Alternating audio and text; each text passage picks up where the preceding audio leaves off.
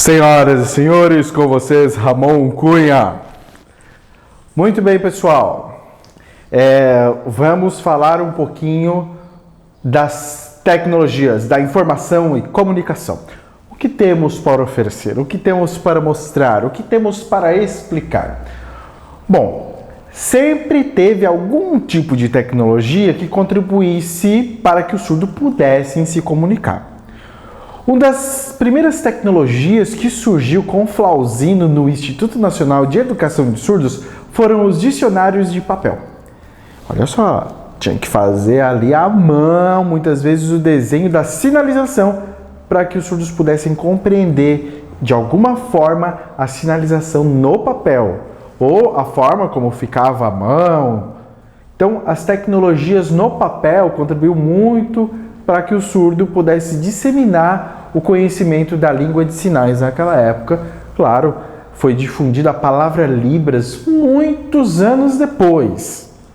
Ali por 1993 foi difundida a palavra Libras, Língua Brasileira de Sinais, LBS, Língua de Sinais do Brasil. Mas vamos agora para os artefatos tecnológicos mesmo, que os surdos se utilizam ou se utilizaram antigamente. Em 1980, tinha um aparelho, ainda existe isso hoje, até vocês vão ver a descrição ali em umas fotinhos, chamado TDD. Esse é o sinal do TDD. Surdos antigos reconhecem isso. Como é que fazia para usar o TDD? O TDD era um aparelho com teclas, tipo de computador, e você colocava o telefone fixo, ou os telefones de orelhão mesmo, os públicos, e ali dava o pulso para você escrever, ia para uma central e o surdo podia conversar com algum ouvinte por telefone. É claro que tinha um intermediador, no meio para poder ver as informações ali escrita e passar para a voz. Surdos também poderiam se conversar entre TDD, que passavam as informações escritas para uma pessoa e ela repassava essa informação numa central e as pessoas iam se conversando com o TDD. Era o aparelho que colocava o telefone ali. Tinha que discar um número para poder conseguir o pulso ali de áudio e de voz também. Anos 80, anos 90, surgimento do celular. Mas de início, os celulares nos anos 90, aquele tijolão enorme, era só para fazer ligação. Então, não adiantava para o surdo. Mas o celular foi evoluindo e com certeza você talvez tivesse um desse, de SMS. Então, ali nos anos 2000, acho que até um pouquinho antes, já existiam celulares com SMS, onde os surdos começaram a interagir entre uns e outros do país, também no mundo, trocando mensagem.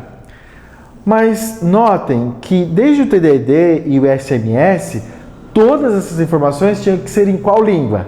Na língua portuguesa. E não na língua de sinais. Mas não tinha como botar o alfabeto. Era na língua portuguesa. O tempo foi passando e depois dos anos 2000 surgiu, aliás, webcams, MSN, Orkut, e isso começou a espalhar cada vez mais e aí onde os surdos começaram a se comunicar através de vídeo. Essas plataformas deram um salto muito grande para que os surdos começassem a interagir entre uns e outros, ou vários, no Brasil inteiro e no mundo inteiro. Plataformas essas de webcam e de conversa simultânea, com certeza fez evoluir. O tempo foi passando, essas plataformas foram melhorando através do Skype, através de Facebook, através de Instagram e chegamos ao WhatsApp. O WhatsApp tem ali a possibilidade de você conversar com 4 pessoas, com 5, 6 pessoas, dependendo do caso. Você pode conversar ali com uma quantidade de pessoas através da webcam.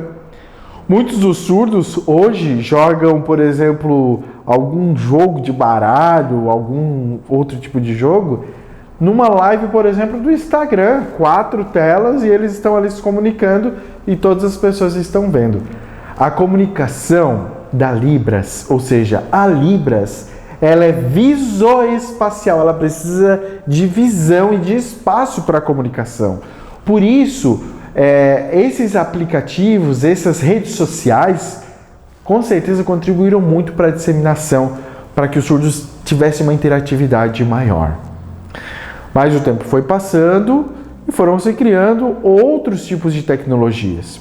Essas tecnologias de câmera, de webcam, que pode se conversar, foi se espalhando, foi aumentando cada vez mais. Agora na pandemia, por exemplo, plataformas tais como o Zoom, o Google Meet e outras plataformas também parecidas com ela, deram uma visibilidade maior também para a língua de sinais. Por quê? Porque lá fica a pessoa falando, o intérprete fazendo a interpretação, e essa interpretação simultânea faz com que o surdo tenha acesso a todo tipo de informação. Muitas lives durante a pandemia fizeram que tivesse intérprete em várias lives, seja musical, seja na área acadêmica ou em qualquer outro tipo de área, o tradutor e intérprete estava lá naquela plataforma. Uma plataforma que auxiliou muito foi o StreamYard, que é do Patinho. Que o StreamYard você consegue manipular melhor a imagem, deixar fixa para que possa ser transmitida para YouTube ou para Facebook ou outras plataformas de redes sociais. Nesse caso, é interessante a gente citar um exemplo de como acontece na sala de aula. Vou citar um exemplo dessas plataformas que eu citei. Por exemplo, o Google Meet, você pode manipular a forma onde fica, quantas pessoas ficam na tela, pode fixar pessoas na tela. Mas nós tínhamos um problema na área da Libras quando se tratava somente de Google Meet. Afinal de contas, quando o professor passava o slide e ele falava ao mesmo tempo, o surdo até poderia colocar ali para ver o intérprete fixado na tela. Só que depois que o professor gravava e disponibilizava aquilo, o Google Meet puxa apenas o áudio da pessoa. Ele não puxa a imagem ou movimento. Nesse caso, ficava gravado apenas o slide e o professor falando sem o tradutor e intérprete, mas que fosse gravado aquela aula. Então, nós pensamos em algumas situações, nos lugares que eu trabalhei, alguns colegas pensaram o seguinte: não, vamos fixar isso. Como que faz? Pega o StreamYard do Patinho, já que é fixo, e coloca o Google Meet dentro, compartilha a tela do Google Meet dentro do StreamYard. Então, deixa as duas telinhas pequenininhas do tradutor e intérprete fixo e grava um vídeo não listado dentro do YouTube, ou seja, para o público não ver.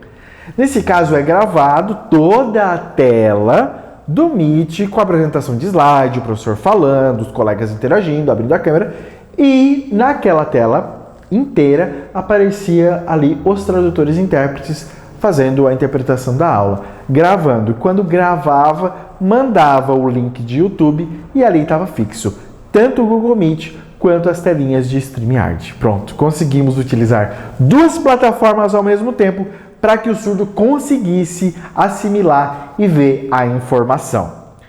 Também no Zoom é um sistema muito bom também de compartilhamento que pode ser jogado dentro do StreamYard. Ao mesmo tempo, se não tivesse muitas pessoas, aulas com poucos alunos, poderiam utilizar apenas o StreamYard, que já faz o papel de compartilhamento de tela, de slides, e aí o surdo poderia estar ali interagindo. São recursos da tecnologia que contribuíram muito para que a Libras fosse disseminada. O Zoom, o Google Meet e também o StreamYard. Agora, quais são outras tecnologias que fazem a Libras expandir cada vez mais? São os aplicativos, os avatares. Tem que se entender pelo ponto de vista, claro, é chamado de tradutor eletrônico, mas nada substitui a mão humana, o recurso humano.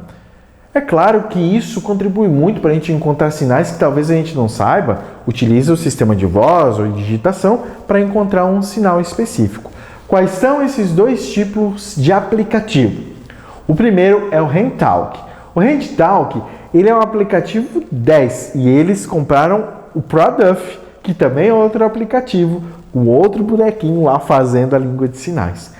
Nem todos os recursos eles conseguem fazer os sinais, porque existem às vezes muitas palavras próprias, muitas coisas que às vezes não estão no vocabulário, mas já vem se aperfeiçoando de 2013 até agora muito esses aplicativos. Os criadores deles sempre estão trabalhando em cima para que possa se aperfeiçoar cada vez mais. Então, 2 aplicativos, o HandTalk e o ProDuff, que dá uma visibilidade grande para a língua de sinais e até contribui, porque afinal de contas, se você tem o dicionário em papel, ótimo, você pode estudar, mas com o aplicativo no celular isso se torna melhor ainda. E você pode baixar os aplicativos aí no seu Play Store do celular, pode baixar tanto o HandTalk quanto o ProDuff e você vai ter interatividade com as línguas de sinais. E para finalizar, um dos últimos recursos excelentes para se aprender língua de sinais é no YouTube. O YouTube, se você procurar por canais de Libras, aprendizagem em Libras, você vai encontrar muita coisa e muito material da língua brasileira de sinais para poder desenvolver, para poder aprender, entendendo que o Brasil é muito grande e existem sotaques.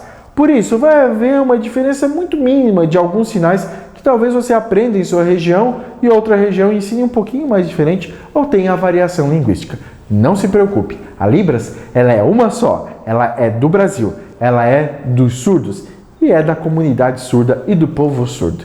Por isso, a importância de a gente ter acesso à tecnologia para que a gente possa se desenvolver cada vez mais na língua brasileira de sinais. Um grande abraço para todos. Tchau, tchau.